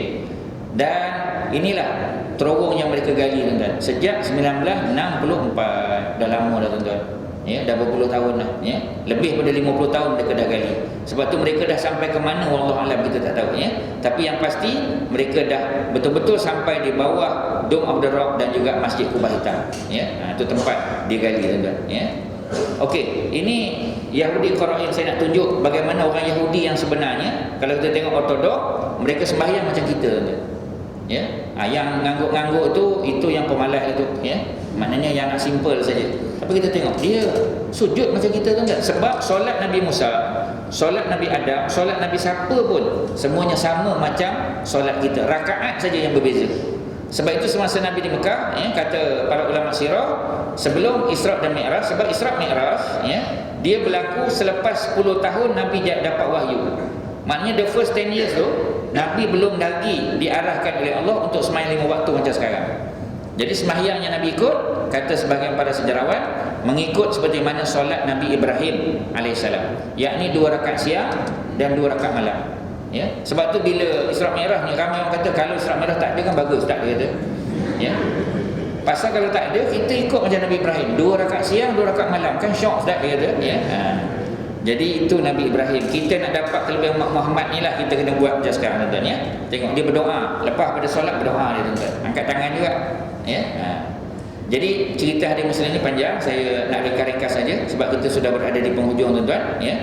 Ini cerita susu dan arak. Nabi diberikan dan Nabi telah memilih susu, ya. Jadi kata Jibril, asabta fitrah ya Muhammad, ya. Muhammad, engkau telah menepati fitrah, ya. Jadi kalaulah Nabi ambil khamar, maknanya ambil arak, kata Jibril, maka umatmu seluruhnya akan sesat. Mana Nabi ambil arak, tuan-tuan. Nabi ambil arak pun kita tengok macam mana yang banyak minum arak ni pun orang Melayu kita juga, tuan-tuan. Itu Nabi ambil susu. Kalau Nabi ambil arak, ya, dengan kita EJK masjid pun nampak gayanya semua, tuan-tuan, ya. Sebab tu kita kata alhamdulillah Nabi telah memilih susu. Tapi kalau Nabi ambil arak tidak salah, kerana arak yang dibawa adalah arak daripada syurga. Arak di syurga ni memabukkan ke tak, tuan-tuan? Tak memabukkan, ya. Sebab tu kalau tuan-tuan tengok orang minum arak tu, sabar sikit tuan-tuan, ya. Tahan dulu. Sebab di akhirat besok di syurga minumlah banyak mana pun, tuan-tuan. Sebab di syurga arak bukan datang dalam bentuk peti-peti, ya. Arak ni sungai arak, tuan-tuan. Ya. Minum tidak memberi mudarat kepada kita, ya. Itu untuk kita enjoy besok di akhirat. Terowong yang telah dibina, ya. Kita laju-laju saja. Ini terowong yang telah dibina. Ini Haikal Sulaiman, ya, Temple of Solomon yang dia cadang nak bina. Sebab Temple of Solomon bagi mereka sudah 2 kali dimusnahkan, ya. Itu nanti ada kesempatan lain kita cerita. Raja Nabucodonosor yang membina The Hanging Garden of Babylon, dia telah memusnahkan, ya, Masjid Aqsa kali pertama. Kemudian zaman Roman Empire, ya. Jadi 2 kali tempat ini telah dimusnahkan. Oleh kerana itu orang-orang Yahudi ekstremis Zionis, mereka nak bina semula kata mereka untuk kali yang ketiga, ya. Itu dia punya kepercayaan dia lah, ya. Itu terowong yang digali. Okey, ini kawasan dalam yang telah siap, tuan-tuan. Cantik, tuan-tuan, ya, dalam dia. Ini kawasan. Yang kawasan ni kita boleh masuk, ya. Ini saya pernah masuk dalam ni, cuma tak berani ambil gambar sebab takut dia rampas kamera kita, ya. Jadi ini tempat dia, ya. Cuba kita tengok. Masyarakat Yahudi, tuan-tuan, kalau cuti musim panas ataupun cuti musim sejuk, anak-anak muda Yahudi daripada New York, daripada Europe, daripada Australia, mereka datang ambil kursus bahasa Hebrew, tuan-tuan. Sebab mereka nak faham Talmud yang mereka belajar, ya. Kalau anak-anak orang Islam boleh buat begini kan bagus, tuan-tuan. Cuti sekolah 3 minggu ke, ya, summer semester ke apa, kalau kita cuti, hantar anak-anak kita belajar bahasa Arab supaya mereka boleh faham Quran, ya. Ramai daripada kita yang lebih tumpu kepada menghafal. Hafal Quran memang sangat penting. Tetapi kita kena ingat, ya, Quran diturunkan bukan sekadar untuk dihafal, tapi untuk dipahami makna dia, ya. Sebab tu kita tengok orang Arab, ya, bila kita sembahyang di Mekah, di Madinah tu kita tengok, ya, utamanya bulan Ramadan, ya, bila imam baca ayat-ayat tentang neraka, ya, tentang azab Allah, kita tengok Arab menangis, kan? Ya, kita sama dengan dia, kita duduk sebelah-sebelah dia, kita tengok orang sebelah Arab menangis, ya. Jadi kita apa berlaku, tuan-tuan? Bila Arab menangis, kita pun pakat menangis juga, ya. Tapi Arab menangis sebab dia faham, dia tahu apa sebab ni, ya. Kita menangis sebab imam baca sedap, tuan-tuan, ya. Jadi ini beza dia. Sebab tu ambil peluang belajar sikit-sikit bahasa Arab supaya bila imam baca ayat-ayat Quran tu kita tahu makna dia, tuan-tuan, ya. Tengok kita kata anak-anak muda di kalangan Yahudi macam mana, tuan-tuan, ya. Sanggup mereka datang, ya. Sejarah lampau Masjid Aqsa kita tahu 2 kali telah dibebaskan oleh Saidina Umar dan oleh Sultan Salahuddin Al-Ayyubi. Jadi Masjid Aqsa akan dibebaskan untuk kali ketiga. Palestin akan dibebaskan oleh siapa, tuan-tuan? Ini masih terbuka lagi, ya. Kali pertama oleh orang Arab Quraisy, ya, Saidina Umar. Kali kedua Sultan Salahuddin Ayyubi. Sultan Salahuddin Ayyubi ini bukan orang Arab. Sultan Salahuddin Ayyubi adalah orang Kurdi, tuan-tuan. Sebab tu orang barat takut dengan orang Kurdi ni, ya. Sebab tu orang Kurdi dinafikan daripada negara mereka. Orang Kurdi ada di Turki, orang Kurdi ada di Iraq, ada di Syria, ya. Dan mereka ni tak ada yang tidak ada pengiktirafan. Kerana apa, tuan-tuan? Kerana orang barat tahu, ya, kalau orang Kurdi bersatu, bimbang takut mereka akan melahirkan seorang lagi Sultan Salahuddin Al-Ayyubi, tuan-tuan. Bimbang dia, tuan-tuan, ya. Itu cerita dia. Okey, ya. Rasulullah Mi'raj sudah Mi'raj daripada Qubatus Sakhra, kisah batu tergantung. Ini gambar dengan Syekh tadi, tuan-tuan, ya. Ini masa dihantar kami balik, ya. Ini saya berada di Bukit Zaitun. Bukit Zaitun ni berhadapan dengan Dome of the Rock dan juga Black Dome tadi, ya. Di belakang saya ni adalah kubu orang-orang Yahudi. Mereka sanggup beli tanah-tanah di sini, tuan-tuan, ya. Sanggup beli jutaan ringgit, dolar, ya. Kerana apa? Kerana mereka yakin di sinilah tempat yang disebut sebagai padang mahsyar, tuan-tuan. Memang Nabi sebut apabila dunia ni semua hancur, mahsyar itu akan dibuat oleh Allah di kawasan dekat dengan Al-Masjidil Aqsa. Inilah kawasan ni, tuan-tuan. Ni lembah ni, ya. Saya tengok, ya. Okey, ni lembah. Saya duduk di atas ni tadi, ya. Ni kawasan kubur dia, tuan-tuan. Sanggup dia beli, tuan-tuan. Kerana mereka menyangka bahawasanya orang yang dikebumikan di sini adalah orang yang pertama akan dibangkitkan. Jadi maknanya pada mahsyar besok dia tak lama lah tunggu, tuan-tuan, ya. Itu keyakinan dia. Tapi kita kena ingat, ya, apabila seseorang itu beriman, ke bumi lah di mana pun, asalkan dia beriman, ya, maka akan mudahlah urusan di mahsyar, ya. Jadi sanggup dibeli, tuan-tuan. Ini orang-orang Yahudi. Inilah yang tuan-tuan panggil sebagai the hanging rock tadi, ya. Tapi sebenarnya dia adalah gua, tuan-tuan. Ini gua dia. Ini tengah-tengah tu, bawah daripada Dome of the Rock. Ini kawasan gua yang tuan-tuan boleh masuk ke bawah dia, ya. Jadi ini di bawah ni, ini masa saya bagi taklimat pada jamaah, ya.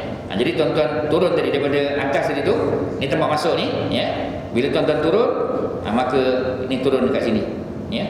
Jadi dalam ni lebih kurang dalam, saya ingat dalam 30 orang kita boleh solat. Ni tempat Nabi solat 2 rakaat tahiyatul masjid. Kerana inilah satu-satunya bangunan yang ada semasa Nabi datang ke Al-Masjidil Aqsa. Bangunan-bangunan lain tak ada, tuan-tuan. Dome of the Rock itu dibina oleh Abdul Malik bin Marwan, ya, pada tahun 65-66 Hijrah. Maknanya 50 tahun selepas Nabi wafat baru dibina Dome of the Rock dan juga Black Dome tadi. Jangan tuan-tuan bayang Nabi itu, ya, pada zaman Nabi itu dah ada dah, belum ada lagi, ya. Ini masih di bawah tu, tuan-tuan.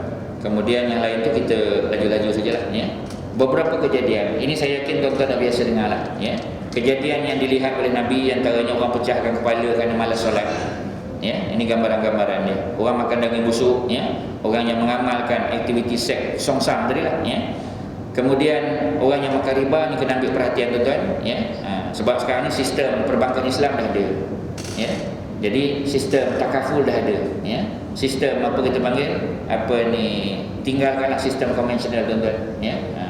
Jadi kita beralih kepada sistem perbankan Islam, walaupun dia tak sempurna, tak perfect, ya. Tetapi ini alternatif yang kita ada, tuan-tuan, ya.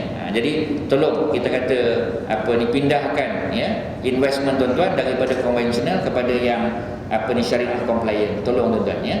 Kerana pada malam tersebut Nabi digambarkan tentang cerita orang yang makan riba, ya. Bukan mana orang yang makan riba saja, orang yang memberikan riba, ya, yang memakan riba dan terlibat dalam tadilah, ya, jual beli yang tidak syariah, tuan-tuan, ya, yang tidak syar'i, yang tidak syariah compliant.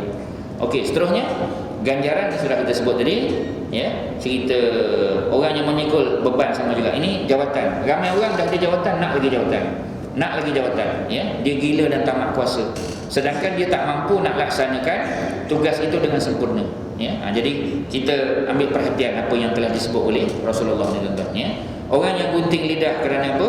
Kerana yang pertama, ya, sebab berdusta, ya. Buat cerita palsu, tuan-tuan, ya. Okey, kemudian orang yang cakap macam-macam, ya, kalau nak tengok ni panjang, tuan-tuan, ya. Terlalu banyak cerita-cerita dia, ya. Okey, ini minta maaf pada muslimat, kita bagi fokus, dan juga kepada suami yang ada isteri, yang ada anak-anak, tolong ambil perhatian, ya. Yang pertama, digantung dengan rambut dan otak di kepalanya menggelegak, ini kerana tidak menutup aurat, tuan-tuan, ya.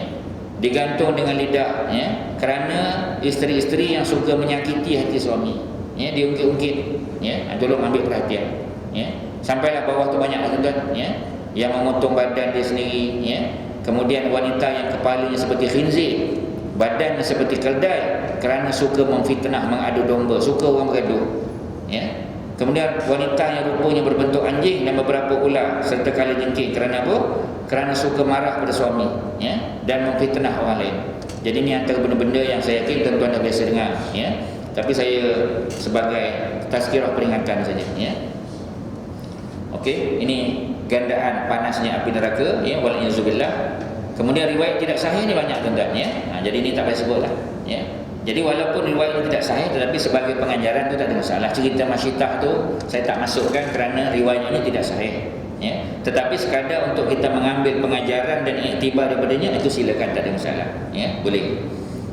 Okey, kemudian cerita berbekam. Berbekam memang, ya, Nabi memang apabila Nabi lalu kawasan apa ni, apa kita panggil ahlus sama, ya, penduduk langit, ya, antaranya para malaikat dan sebagainya, mereka menyebut, ya Muhammad, perintahkan umatmu untuk berbekam, ya. Ini bukan saya nak promosi bekam kot lah, luar tu ada orang-orang saya, ya, akan ambil upah berbekam pula, tak ada, ya. Tapi nak cerita memang, ya, Nabi sebut tentang kelebihan berbekam ni, tuan-tuan, ya. Kemudian di Baitul Ma'mur, ya. Ni kalau kita boleh sebut yang Nabi jumpa lah. Bila Nabi naik langit yang pertama, Nabi jumpa Nabi Adam AS, ya. Kemudian Nabi jumpa Nabi Isa dan Nabi Yahya. Nabi Isa belum dimatikan lagi. Lain Nabi sudah dimatikan, ya, sudah wafat. Nabi Isa pasal ada misi akhir zaman. kerana Nabi Isa yang akan membunuh Dajjal dan menyelamatkan umat Islam daripada Ya'juj dan Ma'juj yang mengeringkan tasik Galili tadi tuan-tuan ya. Kemudian Nabi Idris, yang keempat Nabi Yusuf, yang kelima Harun, yang keenam Musa, yang ketujuh Nabi Ibrahim ya. Jadi inilah nabi-nabi dan rasul yang Nabi jumpa. Kemudian barulah ya Nabi sampai ke Baitul Ma'mur. Baitul Ma'mur berada betul-betul di atas daripada Baitullahil Haram ya. Kalau Baitullahil Haram manusia umat Islam yang keliling, tapi Baitul Ma'mur ia adalah tempat untuk malaikat pula ya. Lebih kurang 70,000 malaikat. Dan malaikat yang masuk takkan datang sekali lagi sebab jumlah malaikat terlalu ramai ya. Allah jadikan malaikat untuk jaga kita ni pun tak tahu berapa ramai, setiap seorang daripada kita ya. Jadi oleh kerana itu malaikat pun sama ya, mereka juga tawaf di sekeliling Baitul Ma'mur. Kemudian Nabi sampai ke Sidratul Muntaha, kita dah tengok tadi ya, ada Jannatul Ma'wa di situ. Kemudian ya cerita Sidratul Muntaha. Kemudian Nabi naik ya, Nabi naik untuk bertemu dengan Allah di Mustawa nama dia. Di situ Jibril tak boleh naik ya. Jadi digambarkan ya oleh Allah Subhanahu Wa Taala dalam surah Ar-Ra'd, masalul jannah ya, gambaran syurga itu allati wu'idal muttaqun, seperti mana yang dijanjikan kepada orang yang bertakwa, tajri min tahtihal anhar, ada anak-anak sungai, bukan sungai ya, sebenarnya anak-anak sungai yang mengalir ya, ukuluha daimun wa zulluha tilka uqba ya, dia punya buah-buahan sentiasa. Sebab buah-buahan di syurga dia tak ada season ya, macam kita di sini ada musim ya. Tapi di syurga nanti bila-bila masa saja tuan-tuan ya. Jadi antara buah-buah yang ada dalam syurga, kata para ulama, termasuklah buah durian ada tuan-tuan. Jadi tuan-tuan yang hantu durian jangan bimbang. Ya, hantu durian jangan bimbang pasal ada buah durian. Ya. Allah gandakan lagi dia punya nikmat dia tuan-tuan ya. Itu cerita dia. Ya. Dan wa uqbal kafirin annar, ini dalam surah Ar-Ra'd ya. Kemudian yang lain tak ada apa lah tuan, ni gambaran-gambaran dia ya. Jadi yang terakhir kalau saya boleh sebut ya, antara resepi nak masuk syurga ni ya. Jadi seseorang itu la yadkhulu ya, al-jannatu ahadun bi amalihi. Maknanya kita ni masuk bukan dengan amal semata-mata tuan-tuan. Kalau amal kita tak cukup tuan-tuan ya, tetapi masuknya seseorang ke dalam syurga itu ya, dan terlepas daripada neraka ialah kerana rahmat daripada Allah Subhanahu Wa Taala. Maknanya yang kita nak cari sekarang ni rahmat keridaan Allah. Antara tempat yang turun rahmat yang paling senang nak dapat tuan-tuan, majlis ilmu tuan-tuan. Jadi bila masjid tuan-tuan ni buat majlis ilmu, kuliah maghrib, kuliah subuh, apa semua sebagainya, kita hadirlah. Kerana hadir majlis ilmu ni antara tempat kita mendapat rahmat daripada Allah Subhanahu Wa Taala. Ya, turun rahmat tuan-tuan. Ya, cuba tuan-tuan tengok orang yang datang masjid ni, muka semua happy-happy belaka tuan-tuan. Mana ada yang muka sedih-sedih? Tak ada tuan-tuan, semua. Cuba tengok. Tak kira tuan-tuan tengok orang sebelah tuan-tuan, semua senyum-senyum belaka ya. Sebab ini tempat Allah turunkan rahmat tuan-tuan ya. Okey, nikmat syurga yang lain tak ada apa, ni imajinasi sajalah ya, gambar-gambar ni. Cerita-cerita tu panjang ya, sebab saya ada 185 kat dalam ni. Ada peluang nanti kita cerita lagi lah ya. Jadi saya ingat sekadar tu yang boleh saya sampaikan kepada tuan-tuan ya. Saya yakin banyak kekurangan. Boleh bagi peluang soal jawab.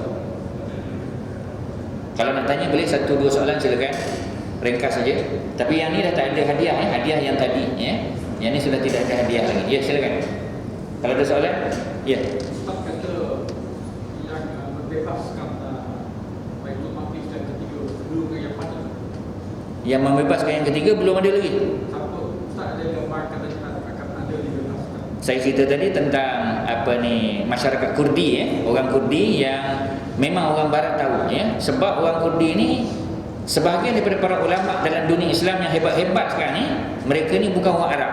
Mereka adalah orang Kurdi. Sebagai contoh ialah Dr. Wahbah Az-Zuhaili. Memang duduk di Syria ya, tapi dia telah dapat anugerah. Malaysia pernah bagi anugerah tokoh Ma'al Hijrah kepada dia. Ya. Jadi Dr. Wahbah Az-Zuhaili ini adalah orang Kurdi juga ya, yang kena bom, yang katanya dibom oleh tentera Bashar al-Assad, meninggal di Syria juga, ialah Dr. Sa'id Ramadan Al-Buti, orang Kurdi juga tuan-tuan. Ya, pemimpin macam tadilah.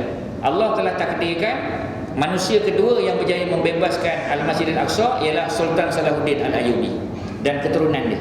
Ya. Sebab itu kita sebut tadi Sesiapa yang nak bebaskan Masjid Aqsa ni, macam tadilah, ciri-cirinya sudah digariskan oleh Al-Quran dan hadis-hadis Nabi. Ya, mana ciri-cirinya macam ciri-ciri orang Arab pada zaman Umar dan juga orang-orang Kurdi pada zaman Salahuddin Ayyubi. Maknanya terbuka, tuan-tuan. Ya, terbuka. Orang Jawa pun boleh, orang Banjar boleh, ya. Orang mana saja, asalkan ya mereka mempunyai ciri-ciri seperti mana tentera Umar dan juga tentera Salahuddin Ayyubi. Jadi spesifik yang mana wallahu alam, ya. Jadi maknanya terbuka, semua orang boleh. Sebab yang pasti mereka pergi berjuang bukan atas nama negara tetapi atas nama Islam. Ya, itu nanti ada cerita batu dan pokok yang bercakap, itu dalam hadis Sahih Muslim. Nak cerita panjang tuan-tuan, ya. Tapi secara umum yakinlah ya bahawasanya the second Salahuddin Ayyubi itu in the making, maknanya sedang di tarbiyah, sedang di groom, ya, untuk akhirnya nanti insya-Allah membawa umat Islam membebaskan Al-Masjidil Aqsa untuk kali yang ketiga. Siapa dia wallahu alam, tuan-tuan, ya. Ya, muslimat, kalau ada soalan satu. Okey, ya silakan.